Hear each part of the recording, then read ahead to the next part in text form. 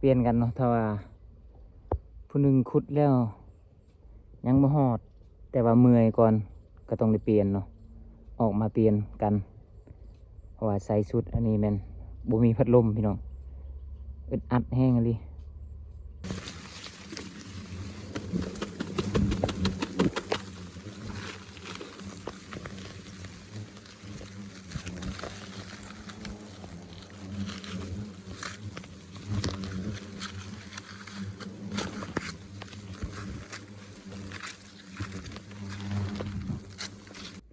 เบิ่งพี่น้องโอ้ขาวอัญญะเนาะมันมากเบิ่งติงกับติงพร้อมกันเลยได้ค่ะเห็นบ่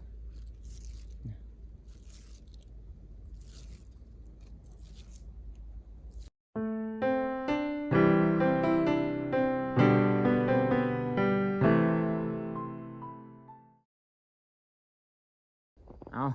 สบายดีพี่น้องเนาะมื้อนี้ก็อยู่กับบาคอนชนบทคือเก่ามื้อนี้ก็มากับอาจารย์โต้มคือเก่าน้องสายของบาคอนเนาะมื้อนี้ก็พากันมาขุดต่อคุ้มเนาะเพราะว่าเห็นแต่ชุดก่อนนี่ก็เลยพากันมาขุดเนาะก็บ่ฮู้ว่ามันสิเป็นหมากหรือบ่ฤดูนี้เนาะแต่ว่ามันเป็นบนติดกับเทียงนี่ยันคนเขามาเอาก้อนนะก็เลยมาขุดซะเนาะติดตามทำส้มนำกันพี่น้องเนาะว่ามันสิเป็นหมากหรือบ่เนาะอย่างนี้เนาะโอเคตอนนี้บางคนสิยับนี้เนาะเพราะว่าท่านทางอาจารย์โตมเฮากำลังทำการสิเอาอยู่เนาะกำลังลงมือเอาเนาะบางคนก็ต้องยับก่อนพี่น้องนี่เห็นปะ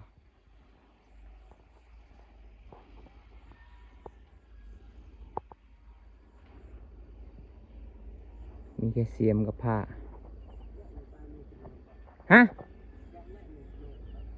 แกงกี่ไม่ใช่เลยแกงกี่ระเต็ดกี่เลยคันเทิมถือว่ามันโตกี่ตาเอ้ยดัง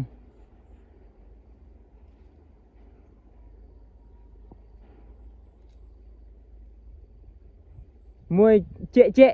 จ๊ปืนกะเทศนั่นกี่รวยอันมวยไม่ใช่เลยแม่คันเทิมถือว่ามันน้ำก็คือใช่เลยตาใจกันเลย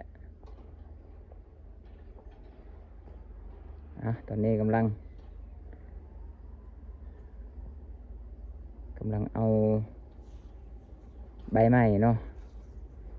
สิอัดหูมันก่อนยันแม่มันออกไม่อัดเด้อแกอาการนั้นเลยช่วยเองแก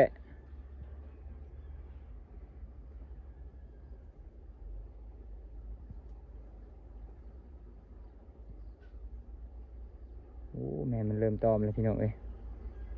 เห็นบ่นะ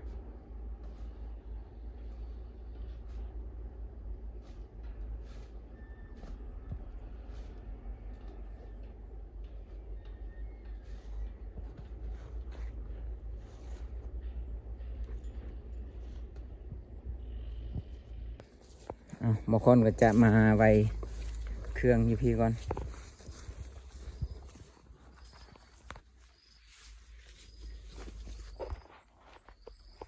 แล้วบางคนที่เข้าถ่ายติดหน่อยนึงเนาะเพราะว่ายันบ่แจ้งเนาะถ่ายแต่พี่เนาะยับเข้าไปหน่อยนึงเพื่อให้พ่อแม่พี่น้องได้เห็นอย่างชัดเจนบ่ฮู้ว่าสิเขาติดได้หรือบ่เนาะดูประมาณนี้แหละพี่น้องเอ้ยติดลายกับบกาคือกันเลย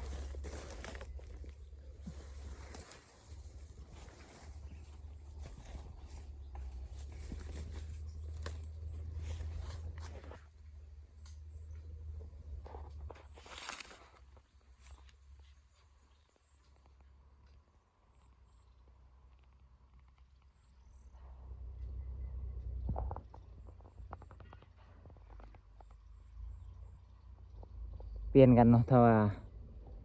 ผู้หนึ่งขุดแล้วยังบ่ฮอดแต่ว่าเมื่อยก่อนก็ต้องได้เปลี่ยนเนาะออกมาเปลี่ยนกัน เพราะว่าใส่ชุดอันนี้แม่นบ่มีพัดลมพี่น้องอึดอัดแห้งเลย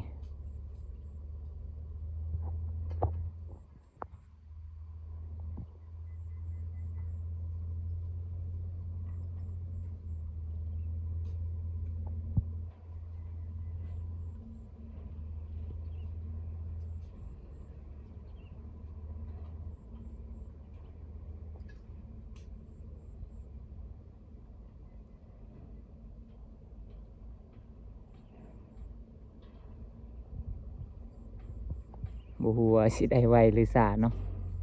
ถ้าเบิ่งนำกันพี่น้องน่าจะฮอดจุดทางมันอยู่แล้วแหละเบิ่งแม่มันหลายดีนะโอ้แม่มันออกมาเลย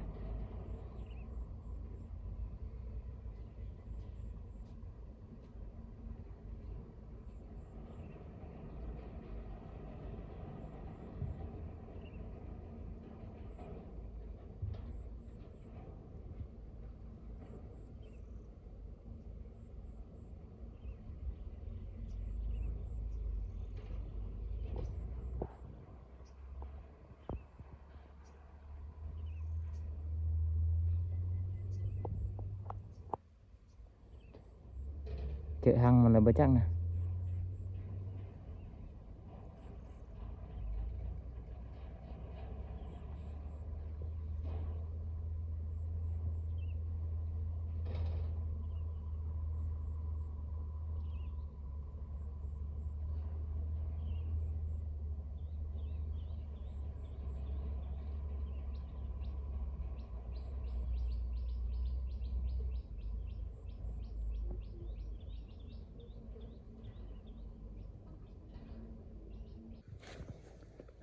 ออกมาแล้วตอนนี้พี่น้องได้มาเรียบร้อยแล้วเนาะเฮ้ย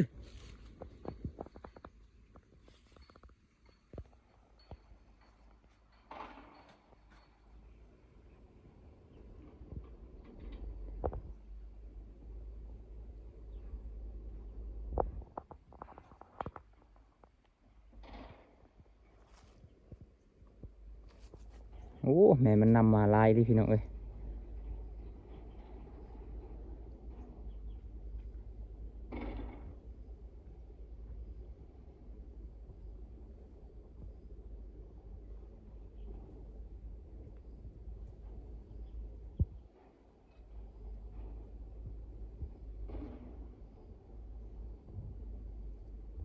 แม่มัน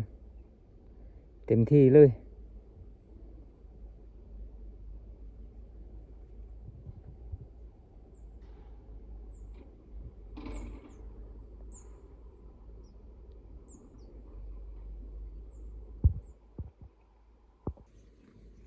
มาแล้วมาแล้วแม่มันยังนำมาอยู่พี่น้องเอ้ยน้องตอนนี้บอกคอนกับคอถอยก่อนเนาะเพราะว่าแม่มันนำมาติดพี่น้องมันช่วยทัก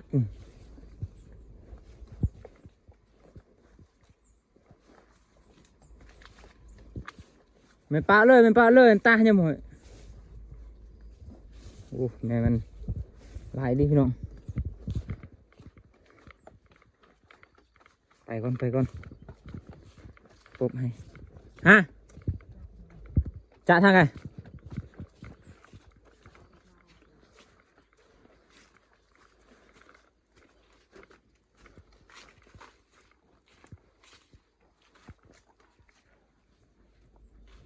Curna napang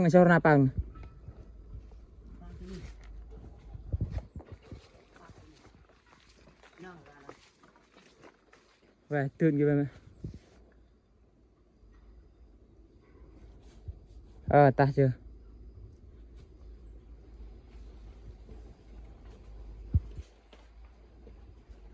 ตอนนี้แม่มันไปมาแล้วเนาะ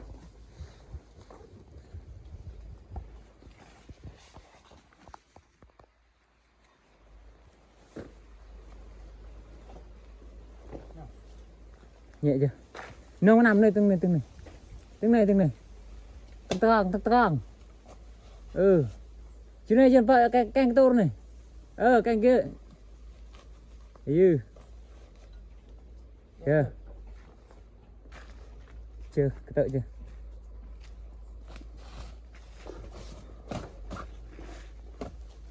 เอาออกมาได้วันนี้เนี่ยทางไงหมดแล้วพี่น้อง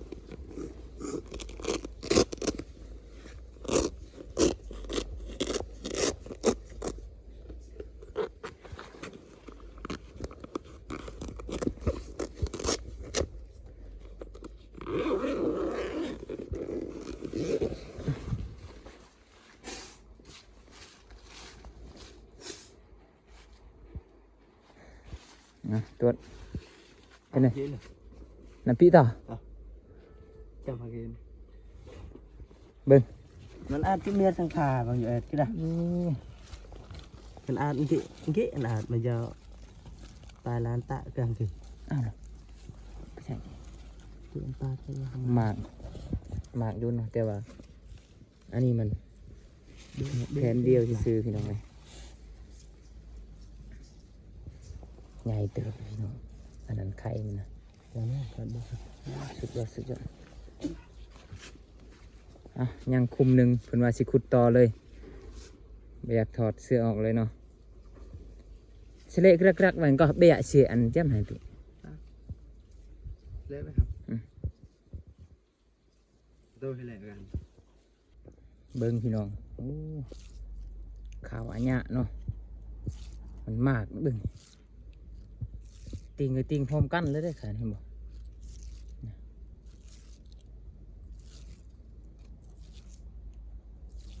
ยังอีกคุ้มหนึ่งพี่น้องเพิ่นว่าสิเอาต่อเลยเนาะบ่ได้พักผ่อนกินน้ำแล้วก็สิยาวต่อเอ็นเลยบ่พี่เรื่องต้องโลกอื่นก็เดือดเหรอรู้ไป เอาไปเลยกินเลย โอ้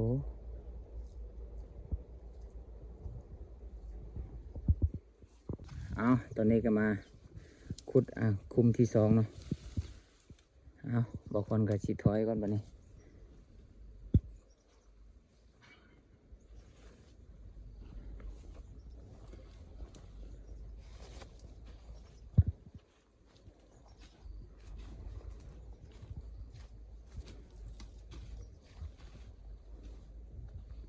ถ้าแม่มันลายกะไงและหางมันพี่น้องซ้ำตัวเก่าอันกับไข่แน่เนาะ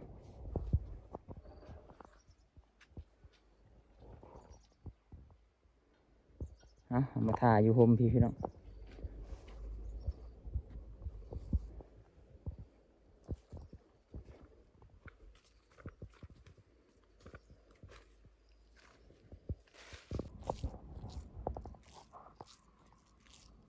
ตัวที่ว่ามันอัดไว้ฮะ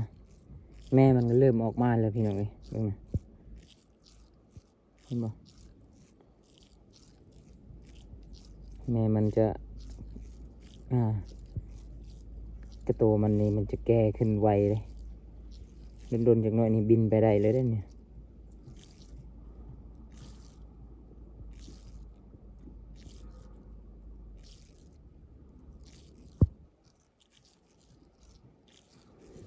เอามาท่าตอนนี้กำลังขุดอีกคุมที่สองเนาะคุมนี้น่าจะบ่ใหญ่ซ้ำตัวนี้หรอกเพราะว่ามันน้อยเนาะอันนั้นตัวมันเป็นขี้คุยมันนะขี้ดินภูมันควัดออกมานะเห็นบ่หลายซ้ำตัวขุดทำเบ็ดเมื่อกี้เนาะ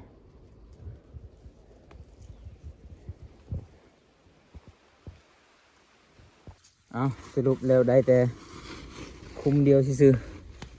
คุมที่สองมันยังบ่เป็นมากซ้ำยังบ่เป็นหังซ้ำเนาะมันหักกะเข้าไปอยู่ซื่อพี่น้องคุมที่สองนะขุดเมื่อยแล้วล่ะเนาะได้แต่คุมหนึ่งคุมทำมิดนั่นแหละเอาใส่กระเป๋ากันนี่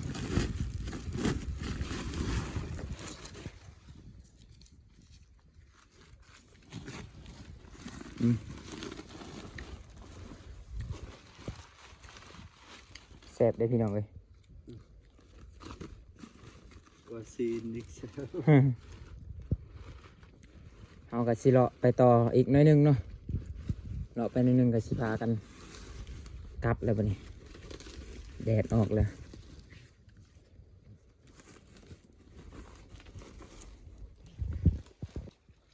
เอาตอนนี้เฮาสิขามห้วยไปอีกผักหนึ่งพี่น้องเอ้ยนี่เหรอซะนี่เหรอนี่จุนี่ราซะเหรอนี่ราจุนี่ปะจุนี่จะปากนี่ไปคำเมืองเทิงนี่ก่อน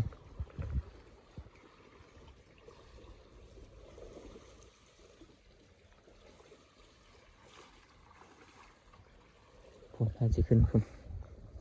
บนทางเป็นๆคนพี่น้องเอาตอนนี้ก็ได้ข้ามมาพักไว้พักพี่แต่พี่น้องก็ได้เจอหังต่ออีกหังหนึ่งเนาะอาจารย์โตมเพิ่นเจออีกหังหนึ่งพี่น้องต่อหัวเสือเนาะเล็ก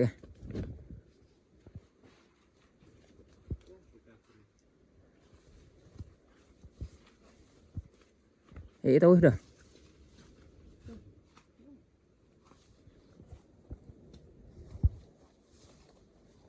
ngay như bộ đây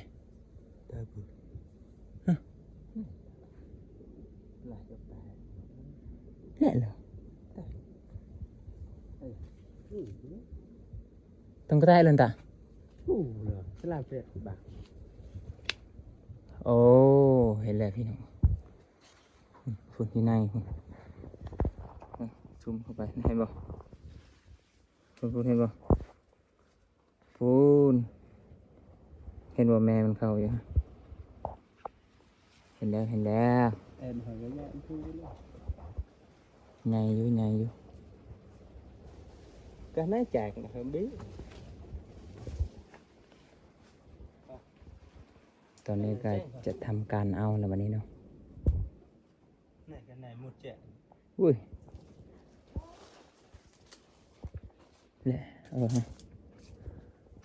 นี่เบิ่งนี่พี่น้องเห็นบ่นี่บ่นี่เห็นบ่บ่ใหญ่ปานใดเนาะแต่ก็พอเอาอยู่พี่น้องเอ้ยเอาตอนนี้ก็ทำการเอา một chạc lên thường เอาตอนนี้ให้อาจารย์จับกองเข้าไปเลยยังมีไหนอ่ะเจอแต่ท้าย ai rồi ท้ายนี่เยอะเลยเรื่อยๆเดี๋ยวหนึ่ง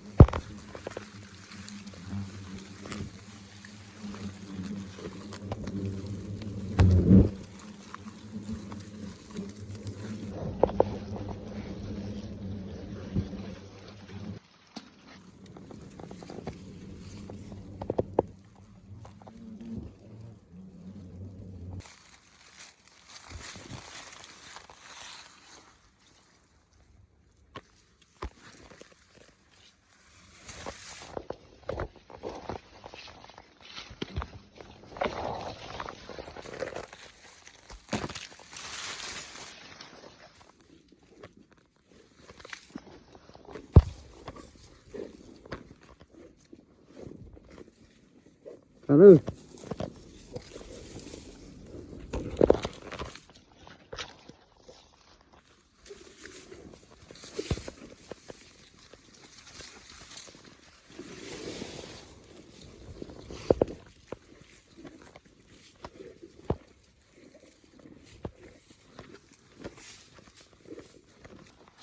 เลยต้องถ่าย อ้าวออกมาแล้วเนาะต่อเสือตัวนี้โมเมนต์ต่อคุมพี่น้อง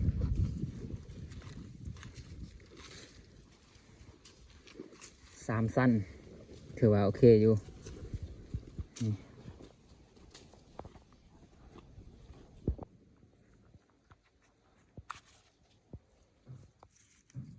ตะมันละ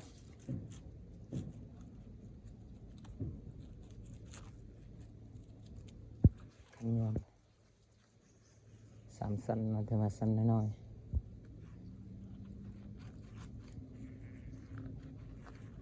รู้ได้สิเนาะเอ็ดบายฮะตาเนาะดีกี่ยาวโอ้ตัวอะไรกันเนี่ย จิกลูกลบเลย ใส่ถุงมันนี่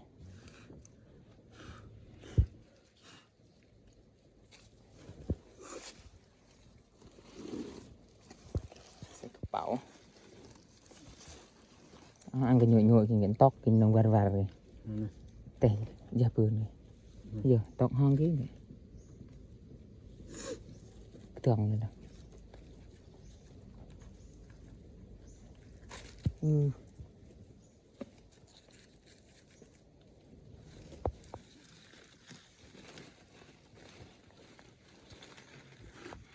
โอเค